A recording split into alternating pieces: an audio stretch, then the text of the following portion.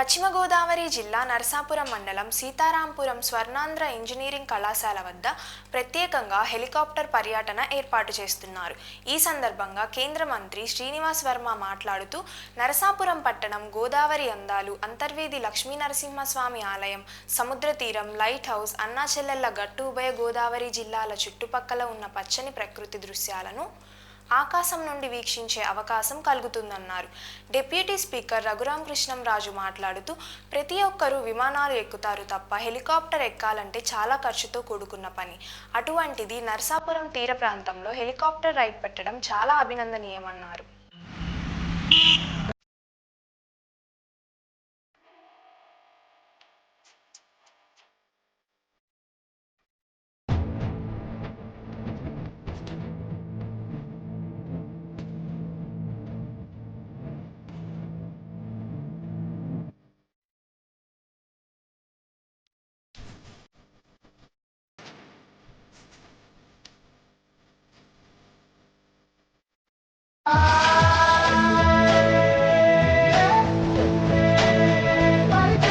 రాబోయే కొత్త సంవత్సరంలోనూ రాబోయే సంక్రాంతికి మీరందరూ కూడా మీ కుటుంబ సభ్యులతోటి సుఖ సంతోషాలతో మరి హ్యాపీగా ఉండాలని చెప్పి నేను మనస్ఫూర్తిగా తెలియజేస్తున్నాను.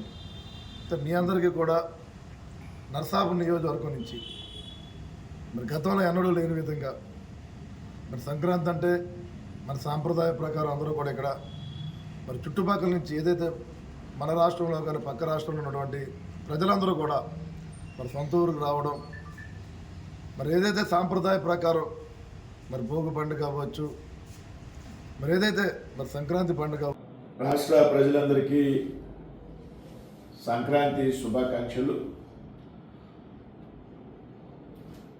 మనందరికీ కూడా తెలుసు, సంక్రాంతి అంటే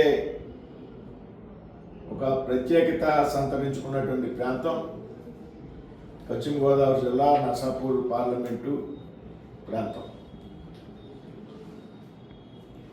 ఇతర రాష్ట్రాల నుండి కూడా పెద్ద ఎత్తున ప్రజలు